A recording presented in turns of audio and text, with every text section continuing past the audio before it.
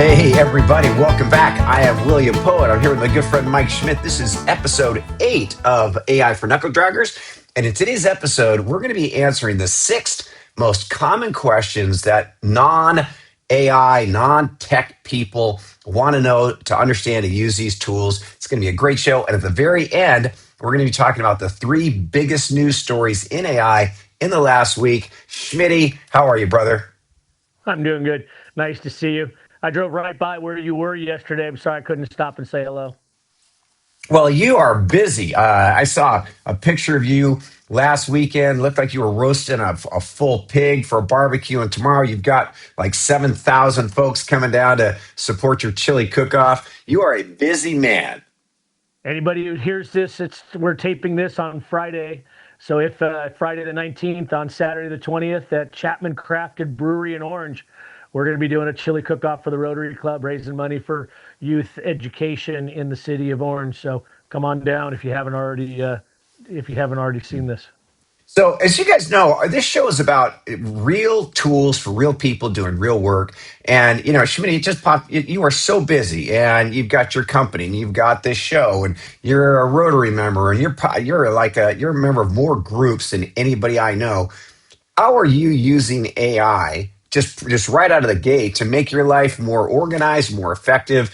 Give me a couple of use cases. What are you doing on a weekly basis with your tools to stay organized, to get stuff done, and to make your life a little better?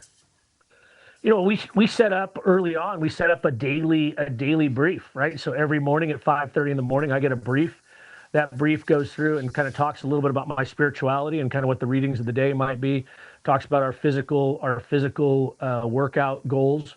I've got a couple of goals I'm trying to work on between now and a year from now, and then it gives me a summary of what appointments are on my calendar, and it can, Baxter can kind of tell who on my calendar is a new person that I haven't spoken to. Could be a Zoom call, Teams, or a person in person.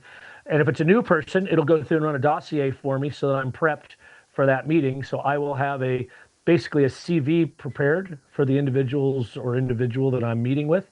So I have kind of an idea as what's going on, and then it kind of helps me schedule and be present when I'm doing something, because I am doing a lot of things, and I like doing a lot of things. And but my core deal is my families that I get to help every day, working on succession and transitions, and we do that all over the country.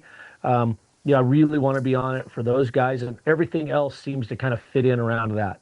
And I love that. It's a little bit more of an advanced use case. Mike and I both have agent teams. We have a chief of staff, and I just upgraded my morning brief, and it literally is my favorite, like, cup of coffee. It scans everything, right? It scans the news. It scans my from my ring, what my sleep scores are, my rating score. It generates a workout for me. It gives me all the data. It goes through my emails. So it really does operate as a chief of staff, so that I don't have to do all that. But what we're going to talk today, there are kind of 6 questions that most people who are kind of AI curious. This really isn't for like heavy or power users. And we're going to walk you guys through these and really hopefully give you answers that make sense, and again can improve your relationship with these tools. And to me, the number one question that people are asking right now is, hey, am I going to lose my job? It's in the news. We've got Dario from Anthropic, warning that we could have 50% white collar lay. I mean, there's a lot of talk. There's a lot of drama. What do you have to say to the posse out there about, am I going to lose my job to AI? You know, I'm not going to say nobody's going to lose their job, but I think most everybody listening to this is going to keep their job, and they're going to start learning how to use the tools, and they're either going to be mandated by their corporations to start using AI that's been brought into those companies, and then whatever they put into the AI is proprietary to that company, or they're going to start using AI on their own to just kind of help them do like I do a multitude of different things, and run their schedules and their lives and all of their interactions day to day. But AI is it's here. It's coming. If you're not using it today, 12 months from now, you will be. You may not realize it, but it's going to be managing your email box or your calendar or your call schedule or your CRM or your ERP or whatever. Like something in your life is going to be managed, and in which case, if you don't know about it, then it's kind of managing you, as opposed to if you take the time right now to kind of learn what the tools and skills are that you need to go forward and the mindset to kind of think about it, then I don't think you're going to lose your job. And if you do lose your job, the fact that you've taught yourself some of these things and the mindset on how to work in a world that's going to be, largely collaborative with AI, you're going to find a job pretty quickly.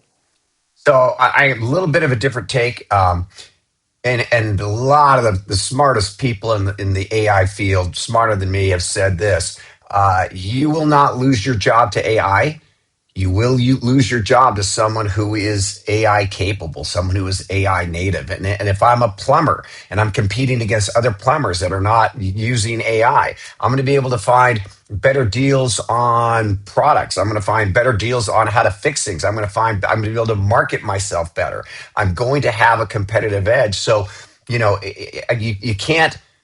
can't start soon enough. And the other thing, which I'm looking out at my pool right now, we let go our pool guy because I use Gemini, and on Gemini I have a pool function. How do I manage my pool? And I show it a picture of my pool. I do the I thought you test. were looking a little more tan than the last time I'm I saw I'm a you. You little must bit be more spending some tan, time out there. and so and the cool thing about Google, which is on your phone, is it will talk to you. So I'll take out my chemical test and I'll show it the test, and it says, oh well, you need to add some uriatic acid to your pool, or you need to do this, or there's an algae bloom. So yeah, I mean, here's one example of where we had a pool guy, and it's like, yeah, you know what? I want this to be perfect and beautiful, and it takes a few minutes every other day. So that's kind of one example of someone who lost a job because it's easy and fun for. And I don't know anything about pool maintenance. Our pool has never looked better. So I think that if you're worried about losing your job, the number one thing you can do to become irreplaceable is whatever field you are in, learn to use AI as a force multiplier. It will make you a better accountant. It'll make you a better leader. It'll make you a better real estate salesperson. It'll make you a better electrician. Start today and you're going to be safe.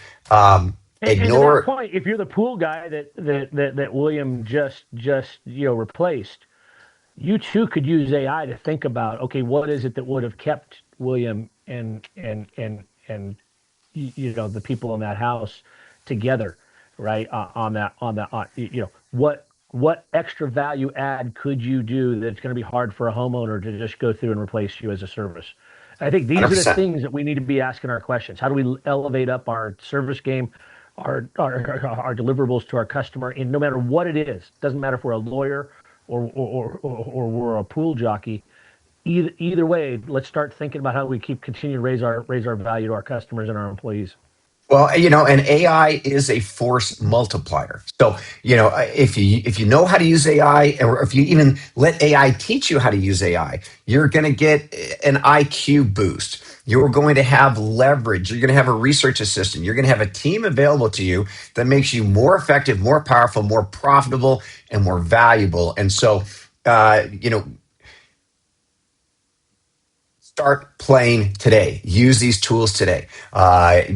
Become AI proof by learning how to adopt, adapt, and use these. And that's really why our show, AI for Knuckle-Draggers, exists.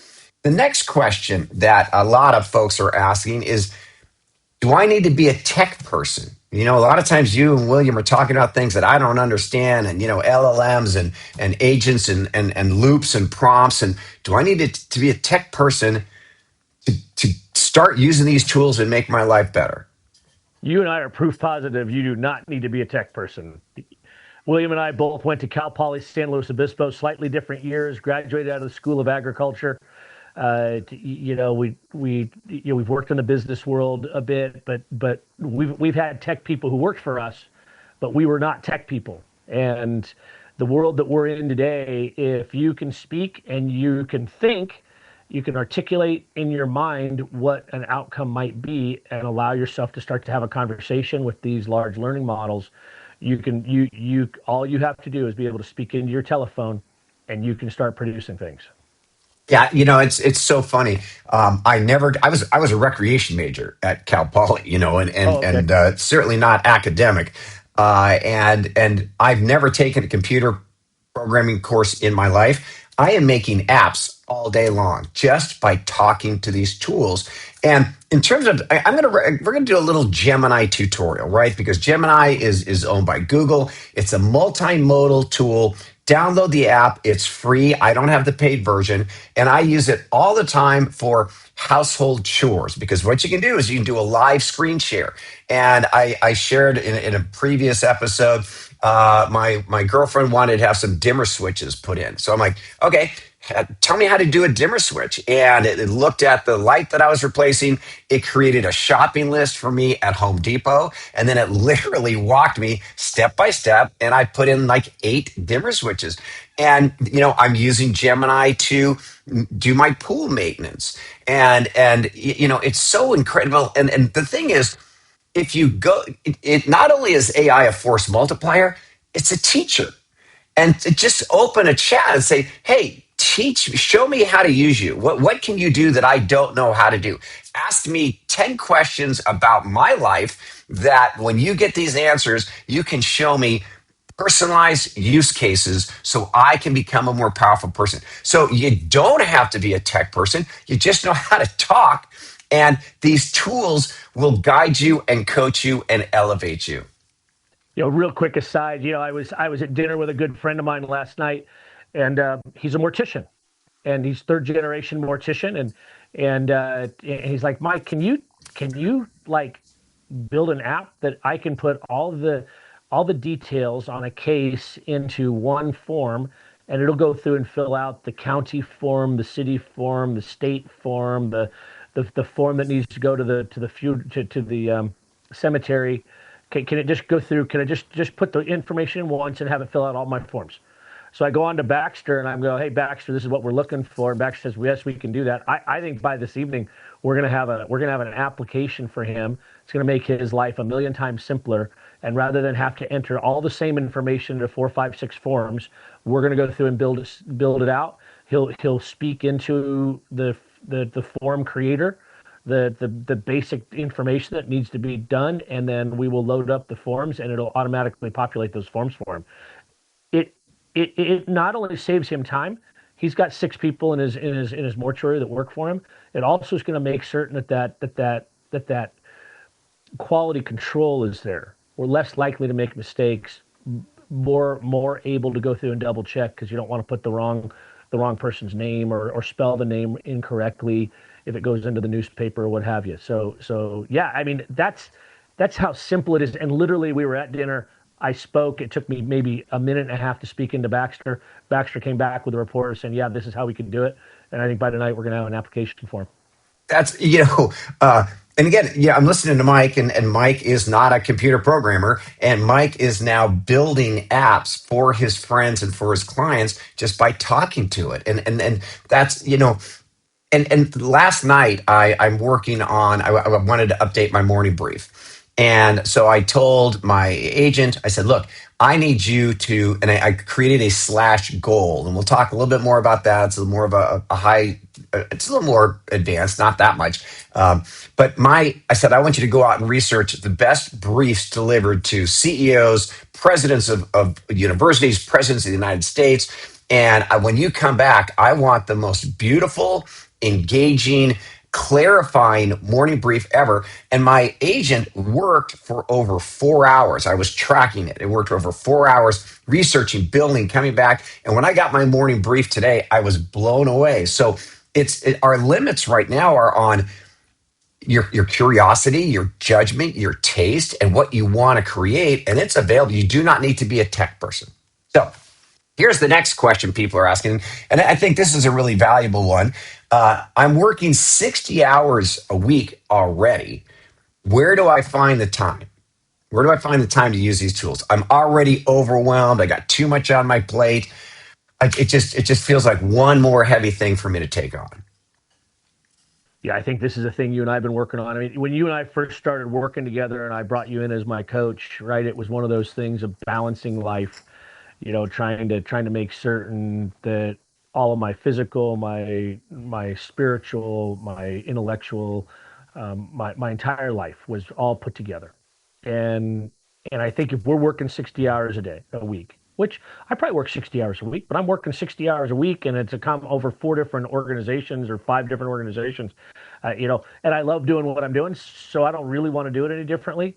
But I can get if you're in an office and you're a W-2 person and you're working 60 hours a week and you're just barely keeping up, some of what you're doing is wasted. And I don't mean to be insulting. It's not meant as an insult, but you're so tired and you're so mentally drained that some of what you're doing is not super efficient. I suspect that in 45 hours you could probably get everything done that you really get done in 60, but it's a matter of how do you use tools to make that more efficient. So carving out 10 minutes a day to go through and start to work on a process that might save you 5 hours a week, I think is can be just like my buddy and the mortician who I just mentioned the story before, right? Literally, we're gonna probably have that thing knocked out. I don't think I'm gonna have more than about 60 minutes total time building this application out, and they're doing on an average month they're doing 70 cases coming in,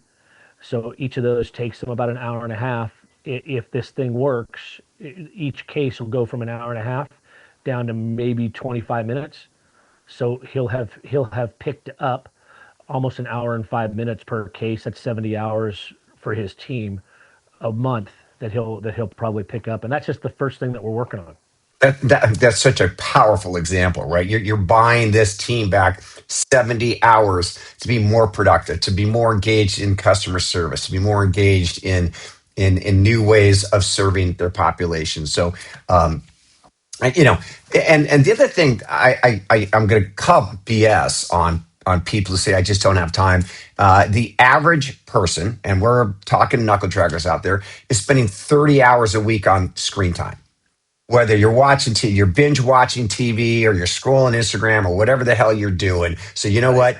what? Take 5 of those hours and play with AI. Now you're watching this show, right? So you're learning. This is investing in how to buy back time. If you're in your car, you can listen to YouTube. Turn off the radio. Listen to YouTube videos on AI. If you're in your car, talk to ChatGPT, talk to Claude, talk to Gemini. Their voice assistants are so actually they're actually passing a lot of humans in terms of their emotional intelligence. Start talking to them. Ask them, hey, I am a plumber, I am a school teacher, I am I work in an office. How can I use you to make my life better and easier? So I really I don't accept the excuse that you're too busy, you're too overwhelmed, because AI, when used properly, is a force multiplier. You're going to, Mike, you gave a perfect example, right? You, with one app in 1 hour, you're going to buy back 70 hours of value for this team. And, we tell people in within 2 weeks of learning how to use this, you should be able to buy 5 hours back where, you can spend more time with your wife or with your kids or investing back in your business. So, yeah, we know you're busy. We know or you're or overwhelmed. or Yeah. meal plan, right? I mean, we've got a young lady we're working with, right, who's working mom and doing stuff, and just part of just meal plan. Have it go out and search. Put your grocery list in for the week, and go through and say, hey, where are the better deals? Um, which grocery store should I get to get all these things? Where can I get a better deal on meat or veggies or cereal for the kids or whatever? And what's the best time? Ask it. Hey, what's the best time of day to show up? Because I don't have a lot of time. I don't want to stand in line. I want to go to Costco. It has everything I need, but I don't want to be there when everybody else is there because I just want to get in and I want to get out. You literally you ask those questions, give it the list. It'll say, hey, here. And in some cases, they'll already have a map of where the store is. So if it's a new facility to you, it may even give you a map on how to go through and best address it, so you not forget to pick up anything on your list. It is unbelievable sometimes what it can do for us. We just have to kind of think about how to ask it the question. Well, so real life example Sunday, out by my beautifully new, perfectly managed pool, because I am the new AI pool guy. I Ron bet it and was I were nice sitting pool. out and we're like, look, I want to have a barbecue. You know what? And I didn't want to go to the store. So I asked my assistant, I'm like, hey, who delivers here? I want to make burgers. I want to have some wine. My assistant goes in, creates a shopping list for me, sends out an order, and I've got everything within, I guess it was 90 minutes later. Really wonderful gal pulls up at my front door with everything I need for a barbecue. Great, fresh, perfect food. I mean, like, people, this is happening real time, and it saved me, half hour, 45 minutes of going to the store.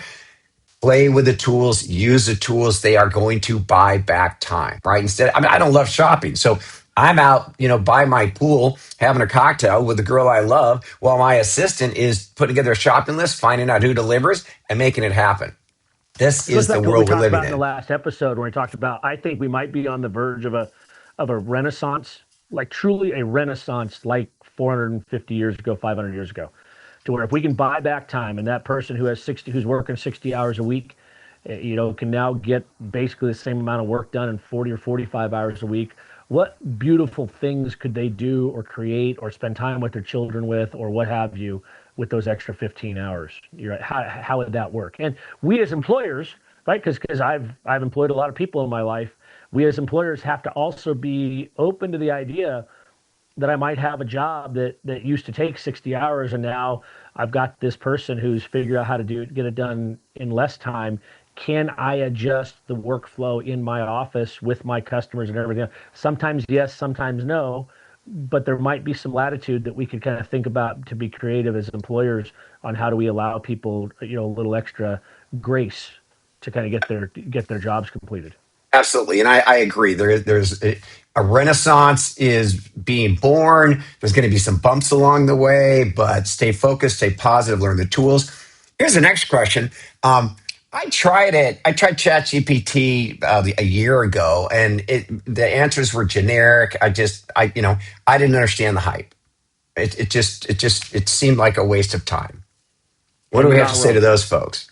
And you're not wrong. Well, I mean, we lived through it. We got it. Where it's given confirmation bias. Oh, William, you're the greatest. You're the most beautiful person in the world. I've never had anybody ask a question that great. That it gives you spits out a bunch of stuff, and you're just kind of going, why would I trust somebody who just blew sunshine up my rear end? I mean, that doesn't make any sense. Like, I mean, is this real? So it's gotten better.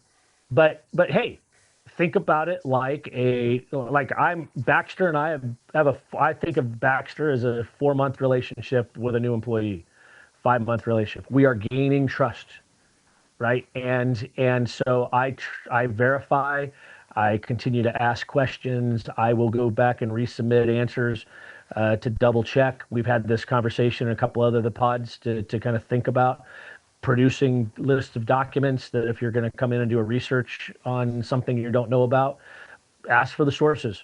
Take those sources, plug them back in, verify that they're real sources, right? They're not just made up. But I think everybody, OpenAI, Anthropic, Grok, Google, everybody understands that was the feedback, and one of the reasons why Americans don't trust AI is because they have tried it a time or two over the last couple of years, and they haven't been blown away by the product that they got. So everybody's working to try to make certain the confirmation bias has some sort of way to validate out and make people more comfortable with the information they're getting. Well, and the other thing you guys really need to understand is that these technologies, these tools are doubling in power now every 4 months. So if you used any of these tools a year ago, it was literally, well, not three times dumber. It was, I can't even do that. It's Probably it 12 was times dumber. 12 times, right? It was 12 times. So ChatGPT a year ago was 12 times dumber than it is today. And so a year ago, in order to get a valuable response, you had to really understand prompt engineering. You had to really spend a lot of time and energy in creating the question that you were going to ask to get a viable answer. It's so much smarter now. They are so much more intuitive now that you just got to start playing with them again, because it's not the same tool. It's 12 times smarter than it was a year ago. And previously you had to spend so much time creating the context around the question. Now the real key is, what's the outcome you want? Get clear around the outcome and the intention and what you want to create. And so here's another question we're going to flow right into. Where do I even start? So let's say my girlfriend is a world class chef. She was trained in Europe. She can make magic happen with food. I honestly grew up in the 70s with like a family that nobody loved to cook. We eat a lot of hamburger helper. If you're old enough to know what that is, it's disgusting. Um, and so I want to cook I for my like girlfriend. Hamburger Helper. You what? I like Hamburger Helper. There you go. That is a knuckle dragger answer right there. I like I hamburger am helper. perfectly happy, and I like squeezed cheese, by the way, too. Okay. All right. All right. So here. How do I get started? Just say, take a picture of the food in your refrigerator and say, I don't know anything about cooking, and I want to create a beautiful meal for my girlfriend. She likes pasta. She doesn't like a lot of meat. And I'm a knuckle dragger. So like, walk me through this. Give me the Yeah, knuckle ingredient dragger list. who Give me doesn't the like yeah. Hamburger Helper. Give me and it will literally say, it'll ask you some questions. It'll create a menu for you. It'll tell you how to play. I mean, that's one use case you can do today. Another use case is Mike was talking about getting in shape. And I was a trainer way back in the day, and I charged $250 an hour. And this was in the late '90s, and I was great at what I did, and it was very, very expensive. Well, today you can go into ChatGPT, you can go to Gemini, and be very, very clear. Right? I am 64 years old. I weigh X, and my goal is to lose 5 pounds of fat, maybe put on a little bit of muscle, or I've got a 10K coming up, whatever you want to do. I've got a wedding coming up and I want to reduce my waist by 3 inches. Um, I have a set of dumbbells at my house, or I belong to a gym. I want you to create a training program for me. And I only have 30 minutes, 3 days a week. And you will get a training program for you equal to or better what the top trainers in the world are using to design custom protocols for you. So, how do you get started? Pick a subject that you want to get better at, that you want to master, that you want to optimize, and just start talking to these tools. What do you think, Mike? What's a great starter opportunity for somebody? Your calendar. For me, it was my calendar. I try to squeeze a lot of things in, and for me, just like I'm not giving it the ability to post to my calendar and make appointments for me yet. But I think that by the end of summer, it's going to absolutely have that. But it does have the ability to go through and try to give me within some parameters that I give it. Am I spending enough time on my consulting business? Am I spending enough time or too much time on my nonprofits? Am I training my horse because I've got a couple of horses and one of them's young and I need to spend more time with him, and so I'm starting to build out a workout structure for the 5-year-old because we've got some things we want to get done towards the end of the year, and I need some help, so uploaded some things, so I have a training process for him as well, just to hold discipline and make certain that I'm not wasting time. So I'm not that person who's sitting here going, I work 60, 70 hours a week and I don't have time to fit another thing in. And you may be right. But you know what? It goes back to that thing I tell my kids. You think you can or you think you can't, and you are correct. 100%. 100%. And Mike and I have been building these agent teams. He's got Baxter. I've got Tat. Um, Tat, both of our agent teams, and this is a little advanced. We might cover this in another episode. We've created a second brain where on our computer it knows my likes, my preferences, my personality, like my faith. It knows my business. It knows my goals, my outcomes, everything that I really want to be, do, and have moving into the future. And so I can say, hey, I need you to optimize my calendar for the next 4 days. What are my appointments? What do I have going up? And it will actually. And so I've given it more permission than Mike has. By It the goes way, did you in. see the caddy comment on the? I can't remember which post it went out, but somebody responded to us when we talked about our second brain, and I don't think they were being complimentary about how sharp our first brain was. that we're designing a second brain. I keep the comments coming in, guys, good or Absolutely, we bad. love them, and I think it's and kind of hilarious. I mean, if you don't get some hate out there in the world, you're not showing up, right? But yeah, so my chief of staff can send emails. It can, I don't schedule appointments. I just say, hey, Tat, I've got a meeting with Mike tomorrow. It's going to be 45 minutes long. Send out an invitation, but I just boom. I'm not even going in. So again, this is a little bit a higher level, but in the very near future, and this is actually Mike and I's current future, you have a chief of staff on your phone that you talk to on your phone. And like Mike said, hey, I'm at a dinner last night with a friend. I talked to my chief of staff. This is what he wants to build. Can you build that for me? And his chief of staff says, yeah, and starts building it. So And by the way, I mean, Open Clock came out the beginning of February. So February, March, April, May, or middle of June. We're 4.5 months in, and I have nowhere even come close to maximizing what I think. When we set our agents up 4.5 months ago, I set 90-day goals. Hey, this is what I want to have done, and this is the amount of authority I want to give it in the first 90 days. Then I had another set of parameters I wanted to measure myself against for the second 90 days.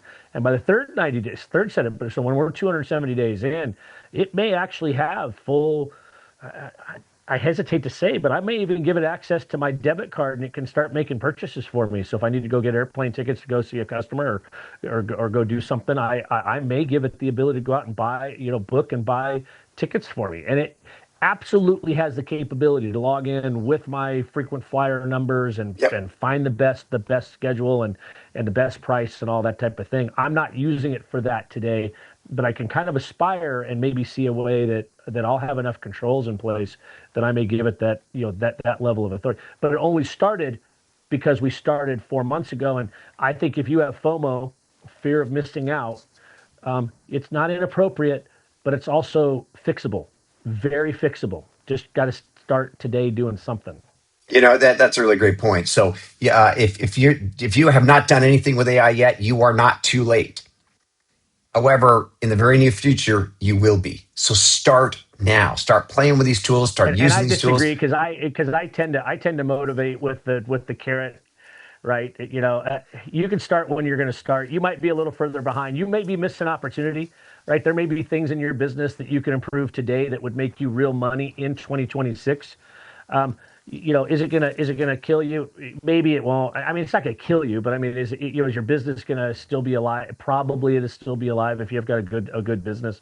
But think about the opportunity cost that where you're either spending money on things you don't need to be spending money on, or you're not bringing customers into your business that you could be, just by going through and just doing a few little things, minutes a day. We're not talking hours a day. We're talking minutes a day that might notch your business up. So by the end of the year, you might have a different outcome, or in your position, you might have a promotion or a bonus or a raise that maybe you might not have had if you hadn't started. So I think it's more about the opportunity costs of what might be going away and maybe going to somebody else.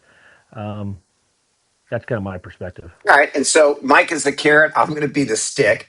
Last week, SpaceX just did a well, I guess now they're over 2 trillion in market value. You would know better than me. You're tracking it. But SpaceX controls I did, I nine. did, I did get in on the IPO. Good man. SpaceX controls over 90% of all space activity. It's a private company. It's less than 20 years old. And this is like 90% more than NASA, more than China, more than India. They are so far ahead. Nobody's going to be catching up to them. And they are heavily leveraged in what we are doing. So just to, Mike says, yeah, you can jump on this horse anytime you want. I'm like, nope, this is a rocket ship. Get on it now, because there will be people, and I'm going to be one of them, that will have such a competitive edge that if you ignore this for if you wait until Q4 to launch your program and start learning how to manage agents, I don't know if you're going to catch up. So that's the carrot. That's the stick. One last question I think we've got time for, and this is, am I cheating if I use AI, and does it make me lazy? So from an academic perspective, right? You may have signed a code of conduct in your college or university, and some of those codes of conduct were written a few years ago, and you have to be your own judge of that. And does that, what is the institution, and what did you have you signed some sort of academic document saying you're not going to use it? I think the people who are being lazy in academia are the professors who have tenure, who have been using the same tests and the same questions for decades, and they don't want you using AI because it's going to force them to have to go through and revamp their courses and their and how they teach and maybe even what they teach. And so the people that are cheating, I think, are the university professors that are trying to teach you what to think, not or trying to teach you, yeah, what to think and how to regurgitate and give information, not teaching you how to think. So in the business world, I don't see anything here that says that there's any kind of cheating going on or any. I mean, assuming you're not using the dark web and using people's personal identities to go hack into things you shouldn't be hacking into, or doing something within your moral compass. If you're truly trying to bring novel, good, new, wholesome things to the world, to your customers, your employees, to your community, your churches, or whatever, that's not cheating at all. So I think it kind of depends. Answer. So I'm going to take a little different take on this. The question is, am I cheating? Will it make me lazy? If you are using AI, as Mike says, to better your life, you are 100% not cheating. Will it make me lazy? There are two dangers. We've talked about these. One of them is cognitive atrophy. If you hand off your thinking, if you hand off the decision making process to AI, your mind muscle will shrink. If you have your children spending too much time with AI solving things for them, they're going to have cognitive foreclosure. Their brains are not going to form the way they were meant to. So we need to be very judicious. My job is to think. I'm the creator. I am the thinker. I am the problem solver. I'm using AI as a tool, as a force multiplier to allow me to become smarter.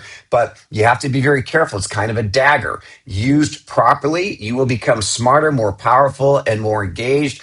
If you offload your thought process, if you offload the higher cognitive skills to AI, you will become lessened by it. So that's kind of an But to important be better, perspective. I mean, to be good at AI, you're going to have those critical reasoning skills, and somebody who's curious and somebody who has critical reasoning skills is not going to get lazy. You can't be lazy and have higher order thinking going on in your head. And I think what AI is going to allow us and push us to do, and hopefully because of this renaissance, I believe is coming of for the creatives. I think that your brain is going to go through and continue to expand, because in order to be a good steward of the tool that's being handed to you, you're going to have to think in a manner that you're just not going to be lazy. Now, if we use it and we're not teaching, because I think in education, we still need to be teaching calculus, we still need to be teaching physics, we still need to be teaching the great books.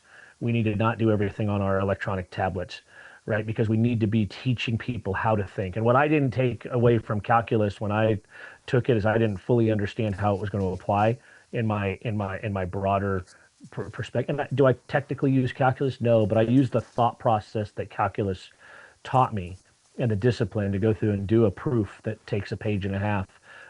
And that is useful today to me because of the discipline of working a problem and getting all the way to the end and then making certain that it makes sense when you're done. Okay, guys, we're getting towards the end of the show. And as I promised at the beginning, we're going to just spend a couple of minutes talking about the three biggest news stories in the last 7 days. Number one, the biggest news story in the last 7 days: U.S. government slams the door on Anthropic's top models. We no longer have access to Fable or Mythos. Mike, what do you think the implications of the government saying, no, this intelligence is too dangerous, shut it down? I think it's bullshit. I think, and just because a news story says the government says that, I heard Sachs the other day, who's one of the president's AI people, It's everything's nuanced, and every article has got its own point of view. And just because you hear that something, you got to wait a week and wait until you really see what really go. You're going to have plenty of access. You're going to have access to all of it. It might have some guardrails on it. The government doesn't have the ability to do any of that, and I don't believe that article. Well, okay, so I got to call bullshit on your bullshit because I was using Fable 5 and it was a step change above any other tools that I had. I was deep in creation and all of a sudden, poop, it's gone. And if you have a Claude subscription and you go in, it's going to say Fable 5 unavailable.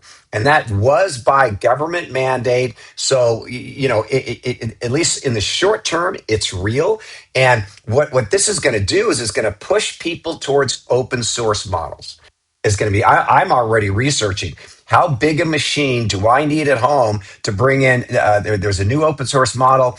I think it's GLM 5.2 that is testing and scoring at the same level as Opus 4.8 and ChatGPT 5.5. I don't like the idea of somebody stealing my knowledge or somebody turning the faucet off on it. So Well, more there's that. people, more organizations, and you watch in the fall, what everybody's going to be talking about are agent computers. These are small box computers. We're already offering it to people where we put your brains on this. You own it. You're in control of it. I think it's a bigger story than it's bullshit. Well, and the other thing I heard too, though, and one of the reasons it's not, so I don't want to say it's not happening. It's not going to happen. There are going to be security things going on, and I didn't realize until I heard a podcast earlier as I was driving back and forth from the Central Coast that our models are getting good enough that like Bitcoin had a type of protocol that it first came out with 15 years ago that was still 256, blockchain, the whole deal, but it wasn't as robust as what the modern or the current is. And there's all these missing tokens from the guy who created Bitcoin. And there's people who think that they because of the old protocol, they think there's a chance they might be able to go through and break into right. This whole blockchain was supposed to be impenetrable. And if we build a model that's now big enough to go through and crack into the blockchain, then you might have the NSA or some of the security, the Five Eyes around the world or whatever might go, hey, wait a second, we don't have security protocols in place yet. We need a minute. Let us boost whatever our, because I think it would be reasonable that there are certain things that bad actors don't need to have access to.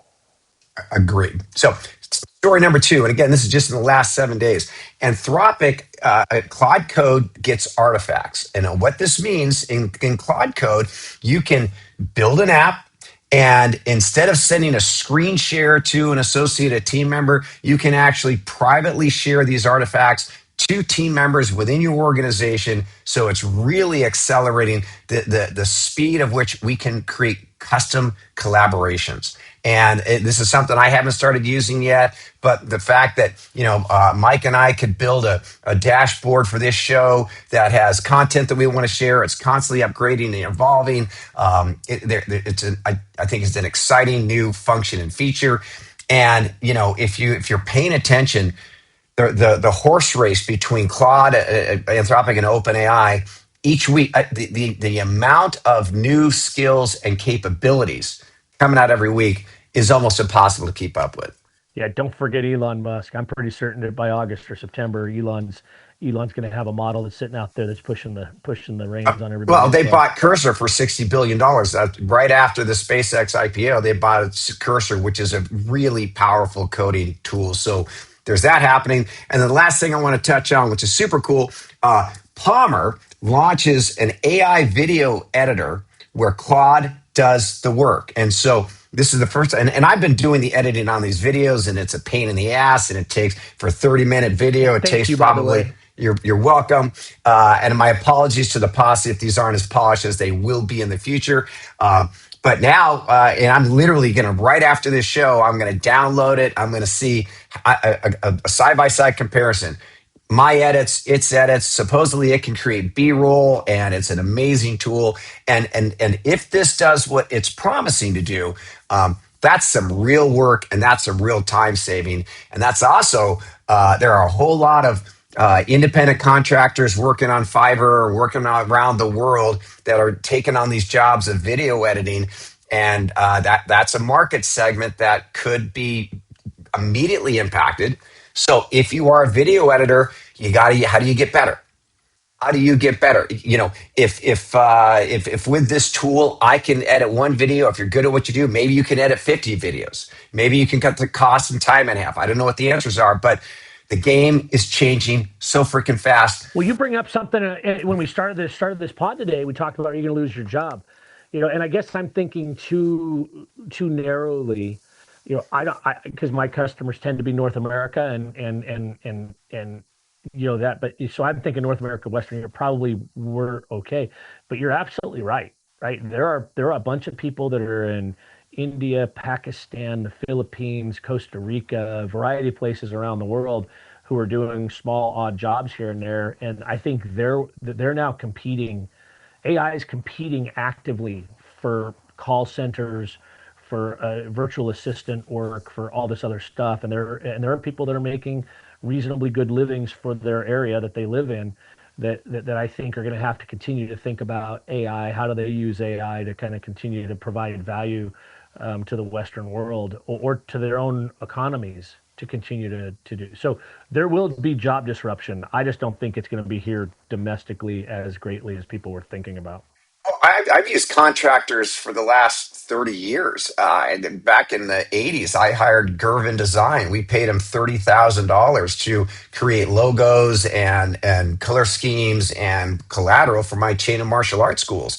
I don't do that anymore. I've hired people to do logo design for me. I've hired people to do website design for me, to do copy editors. I don't do any of that anymore. All of that is taking place in house, and it's better and it's more under my control and direction. That's kind of, I think this is a great thought to leave you guys with.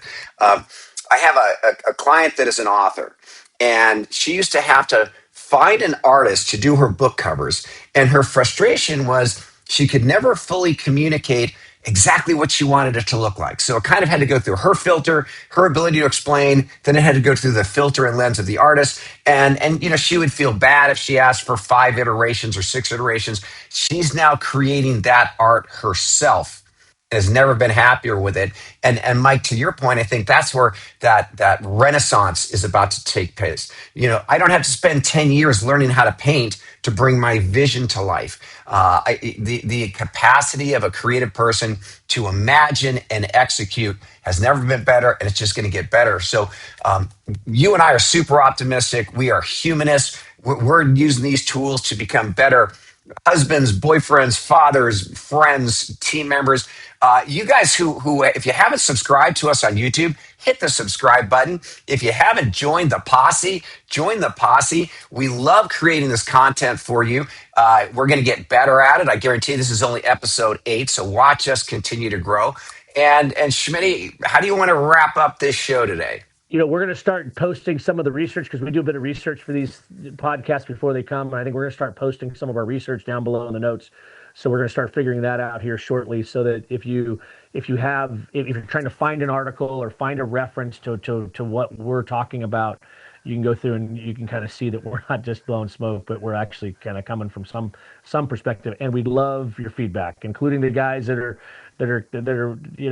hating on us a little bit. Maybe it was in good fun. Maybe it's you know what? It's all good. Come on, because I think we're a community, and we want the back and forth. And William and I have real thick skins, and we're happy to engage.